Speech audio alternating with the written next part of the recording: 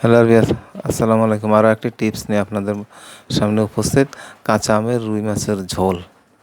তাহলে বর্তমানে আমের মৌসুম এবং কাঁচা আম, অনেকে পাকা কাঁচা দুইটি পছন্দ করে, অনেকের আবার কাঁচা আম দিয়ে রান্না করেও খাওয়া সম্ভব। সেই সম্পর্কিত আজকের এই তথ্যতে টিপসটি এখানে দেখানো হচ্ছে।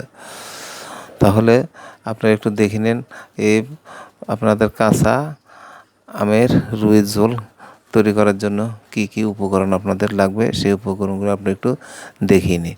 তাহলে আপনারা বাসা বাড়িতে ঘরোয়া পরিবেশে সুন্দরভাবে রান্না করে খেতে পারবেন।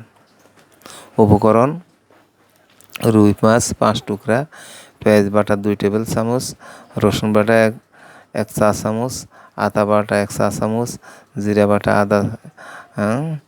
আদা চা চামচ, হলুদ গুঁড়া 1 টেবিল, কাঁচামরিচ 5-6টি, কাঁচা আম 3-4 টুকরো, 9 আলু 2টি, 10 তেল টেবিল চামচ, 11 কালো জিরা সামান্য, 12 লবণ স্বাদ মতো।